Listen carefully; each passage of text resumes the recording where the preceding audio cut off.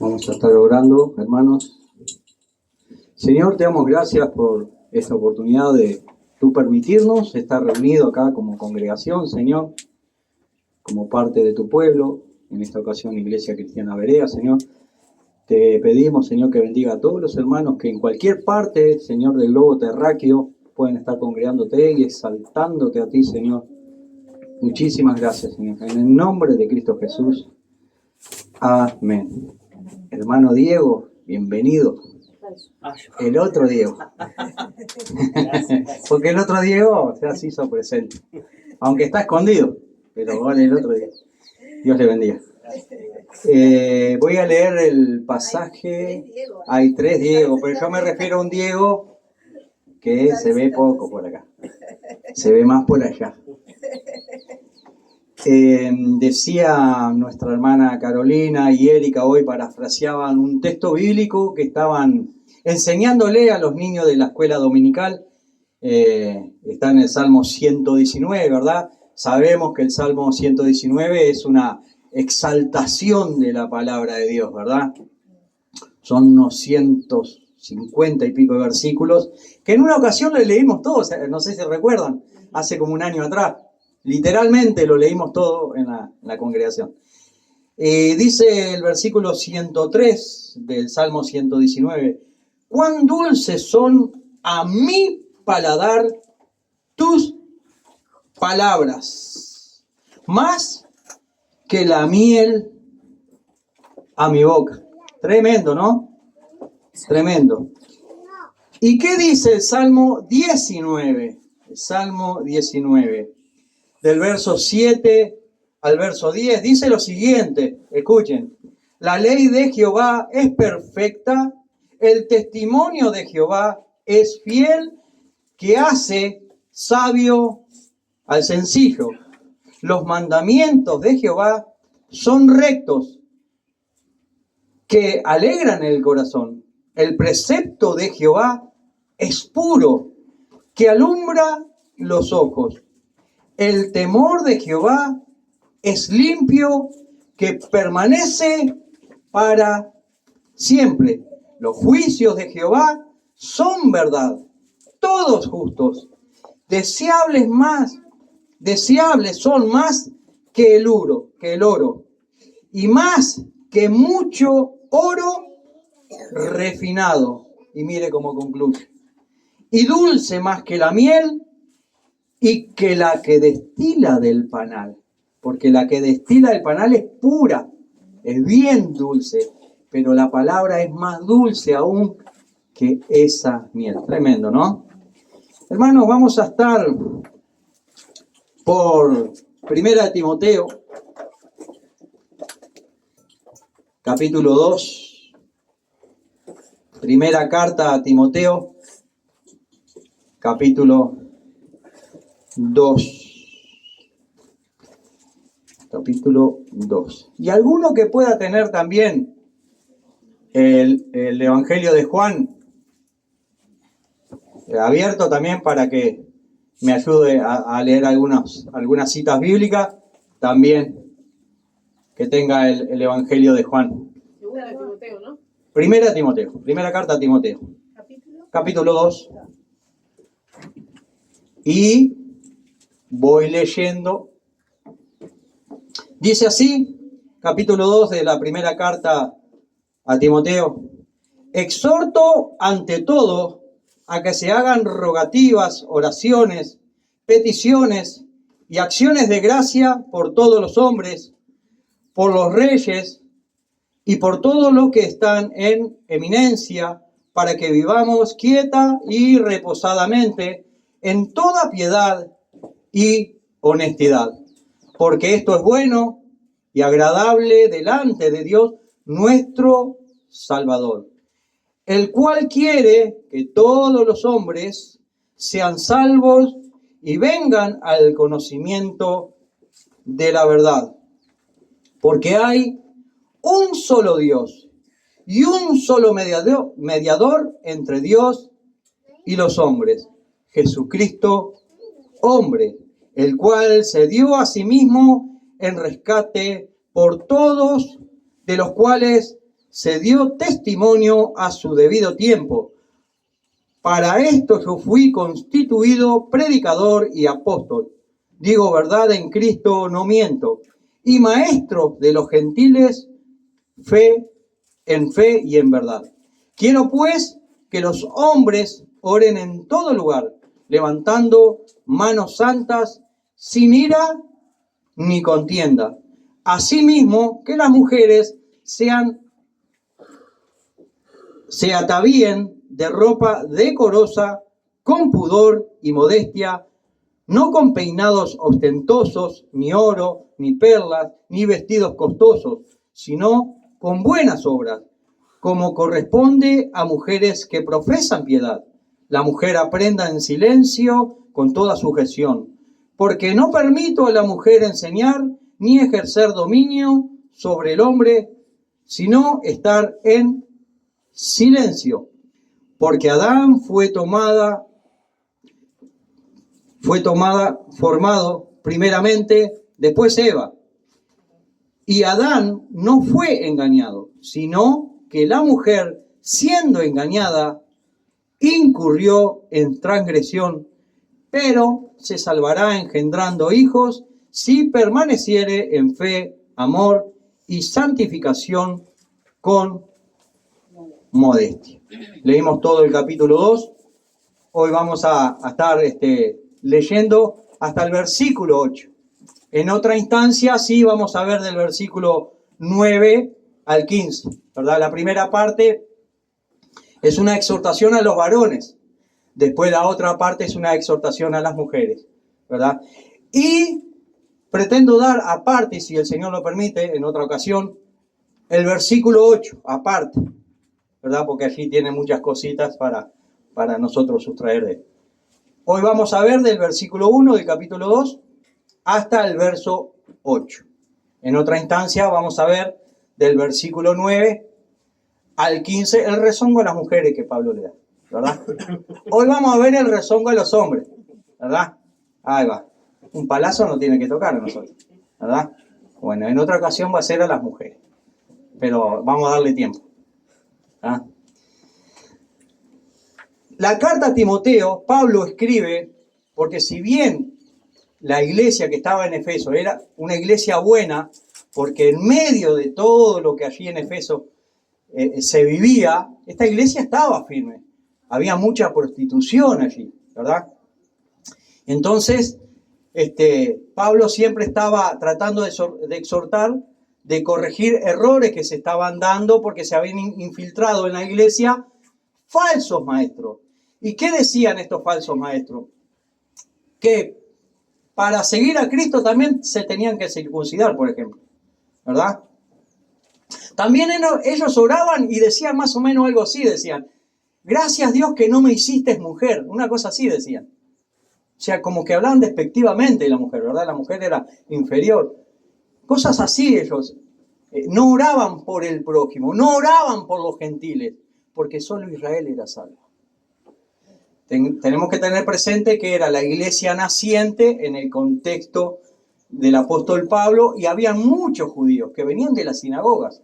Entonces venían con todas esas falacias, esas mentiras y todavía no estaban comprendiendo esa libertad en Cristo. Por eso había que Pablo corregir, le hablaba a Timoteo para que tenga cuidado de la enseñanza, ¿verdad? Y Pablo le habla a Timoteo algunas de las condiciones que debía tener los ancianos de la iglesia, ¿verdad? Por ejemplo, en el versículo 3:3, los ancianos, los que estaban liderando la congregación, que no tenían que ser dados al vino, no pendencieros, no codiciosos de ganancias deshonestas, sino amables, apacibles, no avaros, ¿verdad? Porque tengan cuidado que allí también en Efeso se vendían aquellas estatuitas, ¿se acuerdan? Que muchos por dinero vendían estatuitas de Diana, ¿verdad? La avaricia. Y a algunos se le pegaba todo eso. Entonces Pablo le habla a Timoteo para corregir todo esto y generar un orden dentro de la congregación. En 3:6 también vemos, no un neófito, o sea, el que preside no tiene que ser un neófito, ¿verdad? no sea que envaneciéndose caiga en la condenación del diablo, ¿verdad? Tiene que ser una persona que esté instruida para comunicar el mensaje del Evangelio, el mensaje de salvación, el mensaje de Cristo, el Evangelio, ¿verdad? Y no la ley, y no volverlos a la ley, sino a esa gracia establecida por el Señor Jesucristo. En 5:17, Pablo también dice: los ancianos que gobiernen bien sean tenidos por dignos de doble honor, mayormente los que trabajan en predicar y enseñar. Una serie de enseñanzas que Pablo le da en toda la carta a Timoteo, ¿verdad? También Timoteo debía de tener firmeza para corregir, ¿verdad? Tenía que ser firme. En 4:14 vemos que el Señor le dice: no descuides el don que hay en ti, que te fue dado mediante profecía con la imposición de las manos del presbiterio, ¿verdad? Esos hermanos depositaron la confianza en Timoteo de que iba a enseñar bien e instruir bien, y tenía que ser firme en el carácter. ¿Por qué? Por todo lo que se estaba dando, por los falsos maestros que se introducían en las congregaciones y enseñaban otra cosa y distorsionaban la enseñanza bíblica. En 6:12, ¿qué es lo que nos dice? 6:12. Estas son instrucciones de Pablo a Timoteo, ¿verdad? En 6:12 dice... 6:12, ¿lo encuentro? Acá. Pelea la buena batalla de la fe, echa mano de la vida eterna, a la cual asimismo fuiste llamado, habiendo hecho la buena profesión delante de muchos testigos. Timoteo, tú delante de muchos testigos dijiste que ibas a seguir a tu Señor. Y hoy tú estás comunicando ese mensaje. Pelea la buena batalla de la fe. Sé firme, no blando. Porque se dice que Timoteo como que era un poco apocado y eso, entonces algunos hermanos se harían los vivos. Viendo que no tenía mucho carácter, se harían los vivos e infiltrarían enseñanzas que eran contrarias, ¿verdad?, a lo que Pablo estaba enseñando y lo que el Señor Jesucristo estableció. Y Timoteo también, una de las cosas que debía evitar era las vanas palabrerías, ¿verdad? Hoy sabemos que hay muchas vanas palabrerías dentro de la congregación. Y eso lo tenía que evitar, ¿verdad? Dice el capítulo 1, 5 al 6. Pues el propósito de este mandamiento es el amor nacido de corazón limpio y de buena conciencia y de fe no fingida, de las cuales cosas, desviándose alguno, se apartaron a vana palabrería, a fábulas, ¿verdad? A fábulas se apartaron. Timoteo solo debía de predicar la sana doctrina. Del 1 al 3 voy a leer. Como te rogué que te quedases en Éfeso cuando fui a Macedonia, para que mandases a alguno que no enseñen diferente doctrina, ni presten atención a fábulas y genealogías interminables que acarrean disputas, más bien que edificación de Dios que es por fe. Así te encargo ahora, pues el propósito de este mandamiento es el amor nacido de corazón limpio y de buena conciencia y de fe no fingida, de las cuales cosas, desviándose alguno, se apartaron a vana palabrería, queriendo ser doctores de la ley, sin entender ni lo que hablan ni lo que afirman. Tremendo. Pero sabemos que la ley es buena si uno la usa legítimamente.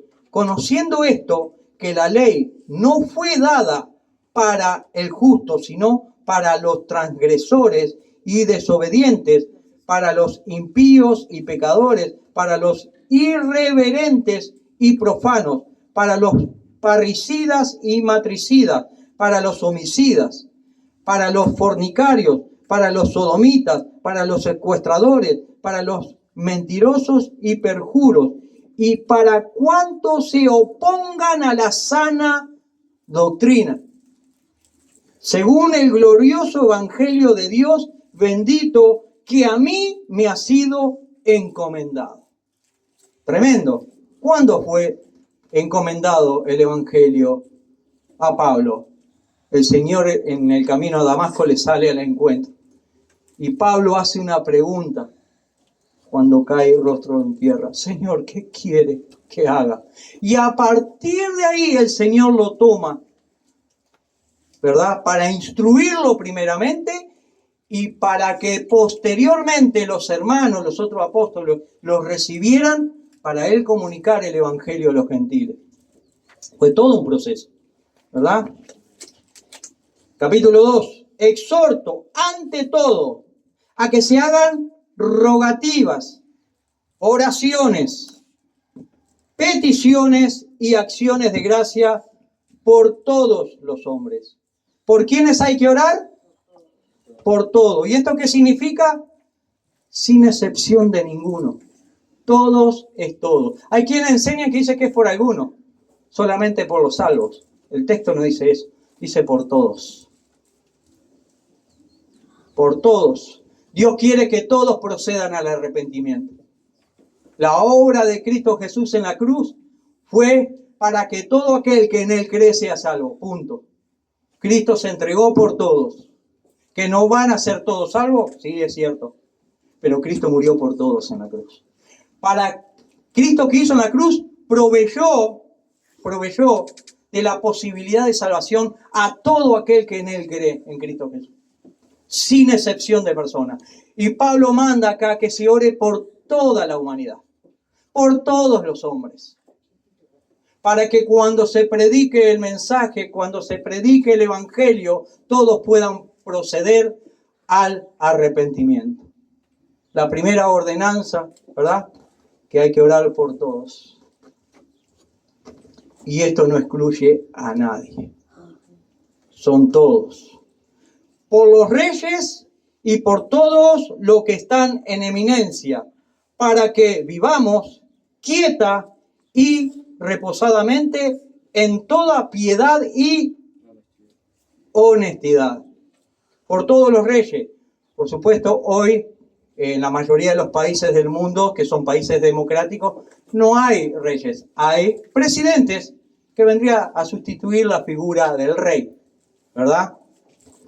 Entonces hay que orar hoy, aplicando la palabra, por todos los que nos gobiernan.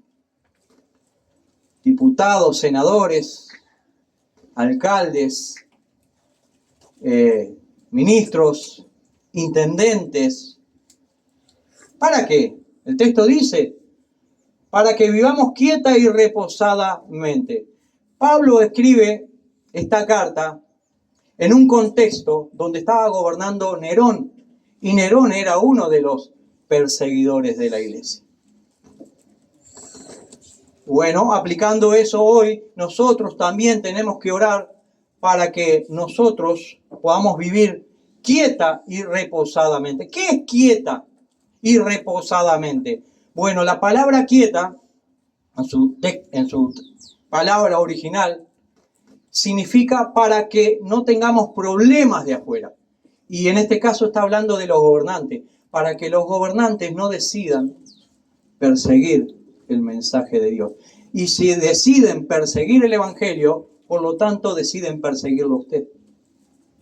Para que los conflictos de afuera no le alcancen su vida, no me alcancen a mí. Para que podamos vivir quieta, que los gobernantes no tomen malas decisiones en contra del evangelio. Y reposadamente, para que desde adentro de la iglesia falsos maestros no inquieten y conmuevan los cimientos de la iglesia establecida y forme un disturbio interno.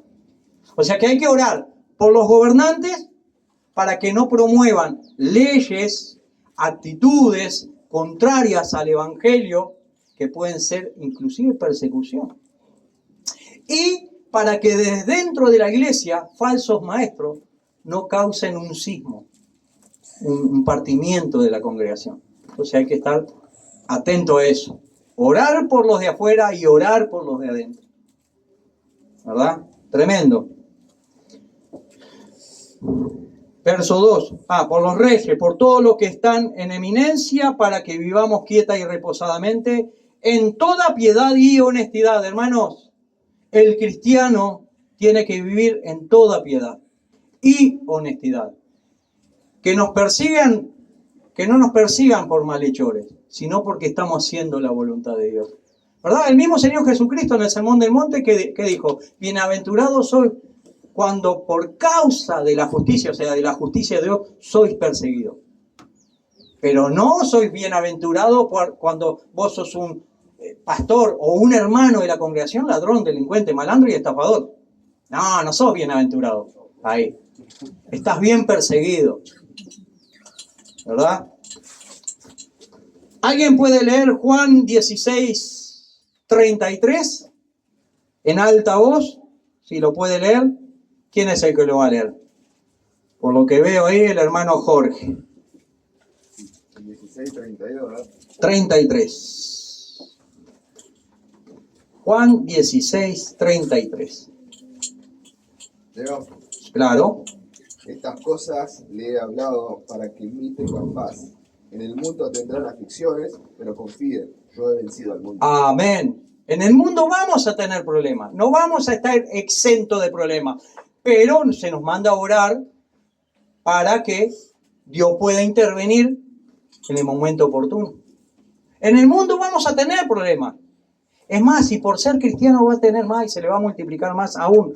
Pero hay que orar para que podamos vivir quieta y reposadamente. ¿Verdad? En el mundo tendréis aflicción. En el mundo tendrán problemas. Pero confíen, yo he vencido al mundo. ¿Verdad? En la cruz. Verso 3. Porque esto es bueno y agradable delante de Dios, nuestro Salvador. Dice que orar por las eminencias, por todos los gobernantes, para que vivimos quieta y reposadamente, Dios dice que esto es bueno y agradable. Orar por todos los hombres es bueno y agradable, dice Dios. Delante de Dios nuestro Salvador. Esa actitud, ¿verdad? Tenemos que tener como congregación, orar por todos y en todo. Verso 4. El cual quiere que todos los hombres sean salvos y vengan al conocimiento de la verdad. Tremendo. El cual quiere, Dios quiere que todos los hombres, toda la humanidad sean salvos y vengan al conocimiento de la verdad. Jorge, ¿podrías leer Juan 6:37? Alguien que busque Mateo 28, Mateo 11:28. 6:37. Juan 6:37. Dice, todo lo que el Padre me da, vendrá a mí, y al que a mí viene, no le echo fuera. Amén. Todo aquel que a Cristo Jesús se dirija, Dios no lo echa fuera. Porque Dios quiere que todos ¿qué? Procedan al arrepentimiento. El cual quiere que todos los hombres vengan al conocimiento de la verdad. Tremendo. El que a mí viene, yo no lo echo fuera, dice el Señor. ¿Alguien puede leer Mateo 11:28? Venid a mí todos los que estáis trabajados y cargados, y yo os haré descansar. Amén. Prosiga hasta el 32, creo, me parece. Llevad mi yugo sobre vosotros y aprended de mí, que soy manso y humilde de corazón, y hallaréis descanso para vuestras almas, porque mi yugo es fácil y ligera mi carga. Amén. Tremendo, ¿no? Dice el verso 4, el cual quiere que todos los hombres sean salvos y vengan al conocimiento de la verdad. Isaías 45:22, mire lo que dice. Mirad a mí y sed salvos todos los términos de la tierra, porque yo soy Dios y no hay más. Tremendo. Y Ezequiel 18, mire lo que dice, Ezequiel 18. Es un lindo pasaje. Este pasaje de Ezequiel 18, para desmentir por ahí lo que hablan de las maldiciones generacionales, ¿verdad? Sería bueno leerlo. Pero nosotros vamos a leer del verso 21 al 32. Ezequiel 18, 21 al 32, que dice así: mas el impío, si se apartare de todos sus pecados que hizo, y guardare todos mis estatutos, e hiciere según el derecho y la justicia, de cierto vivirá, no morirá. Todas las transgresiones que cometió no le serán recordadas, en su justicia que hizo vivirá. Mire esta pregunta retórica que el mismo Dios hace. ¿Quiero yo la muerte del impío? Dice Jehová el Señor. ¿No vivirá si se apartare de su camino? Mas si el justo se apartare de su justicia y cometiere maldad, e hiciere conforme a todas las abominaciones que el impío hizo, ¿vivirá él? Por supuesto que no, eso es lo que está diciendo. Ninguna de la justicia que hizo le serán tenidas en cuenta por su rebelión con que prevaricó y por el pecado que cometió, por ello morirá. Y si dijere, no es recto el camino del Señor, oíd ahora, casa de Israel, ¿no es recto mi camino? ¿No son vuestros caminos torcidos? Apartándose el justo de su justicia y haciendo iniquidad, él morirá por ello. Por la iniquidad que hizo, morirá. Y apartándose el impío de su impiedad que hizo, y haciendo según el derecho y la justicia, hará vivir su alma. Porque miró y se apartó de todas sus transgresiones que había cometido, de cierto vivirá, no morirá. Si aún dijere la casa de Israel, no es recto el camino del Señor, ¿no son rectos mis caminos, casa de Israel? Ciertamente vuestros caminos no son rectos, dice Dios. Por tanto, yo os juzgaré a cada uno según su camino, oh casa de Israel, dice Jehová el Señor. Convertíos y apartaos de todas vuestras transgresiones, y no os será la iniquidad causa de ruina. Echad de vosotros todas vuestras transgresiones con que habéis pecado, y haceos un corazón nuevo y un espíritu nuevo. ¿Por qué moriréis, casa de Israel? Porque no quiero la muerte del que muere, dice Jehová el Señor. Convertíos, pues, y viviréis. El propósito de Dios nunca es que el ser humano muera. Por eso Él proveyó de un Salvador, para que todos puedan ser salvos, para que todos puedan proceder al arrepentimiento y pasar a tener vida eterna. Tremendo, ¿no? Tremendo. Verso 5. Porque hay un solo Dios y un solo mediador entre Dios y los hombres, Jesucristo, hombre. Tremendo. Juan 3:16, ¿qué dice? Porque de tal manera amó Dios al mundo que ha dado a su Hijo unigénito para que todo aquel que en Él cree no se pierda, mas tenga vida eterna. ¿Verdad? Hay condicionantes, ¿verdad? ¿Cuál es? Creer en el Hijo de Dios. El que le rechaza no verá la vida. Tremendo. ¿Quién puede leer Hebreos 8:6? Hebreos 8:6. Con una voz audible, potente. Hebreos 8:6. ¿Quién lo lee? Vamos de oferta hoy. Bueno, léalo en alta voz. Pero nuestros, Leo, ¿Sí?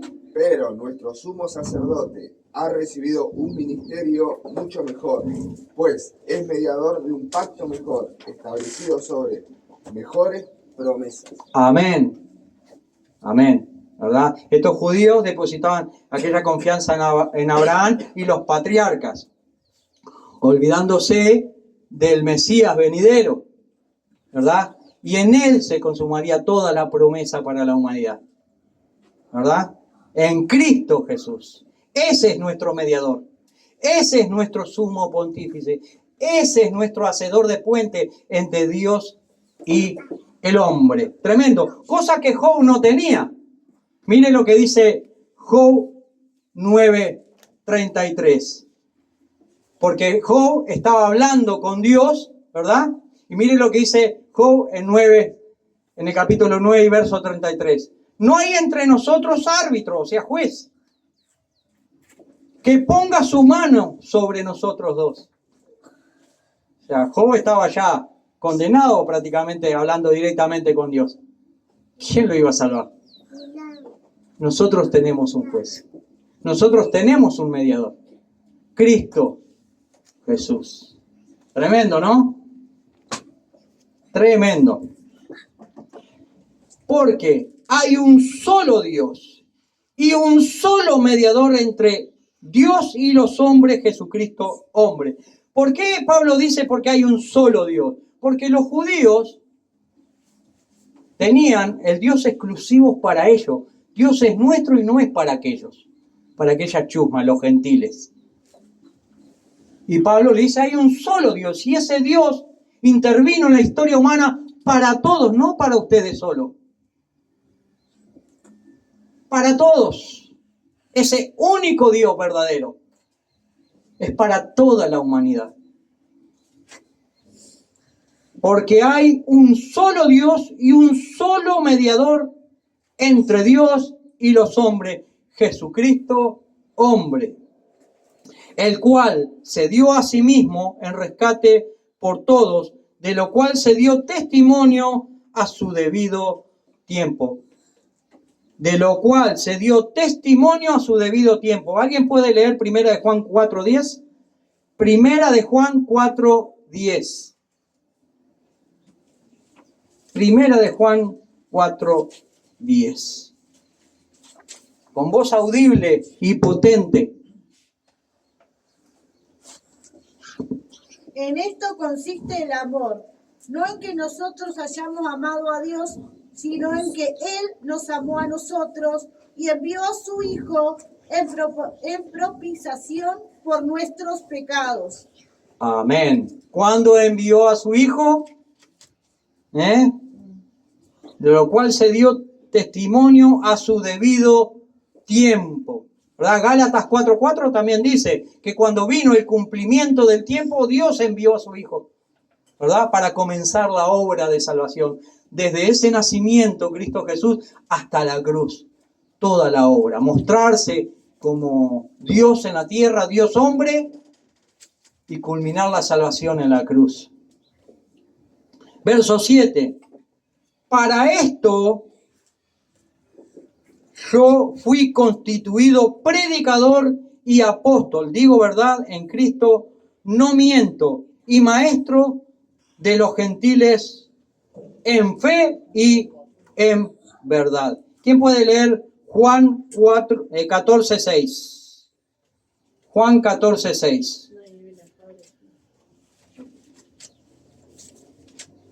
Jesús le dijo, Jesús dijo, yo soy el camino y la verdad y la vida. Nadie viene al Padre sino por mí. Amén. Para esto yo fui constituido predicador y apóstol, digo verdad en Cristo no miento, y maestro de los gentiles en fe y en verdad.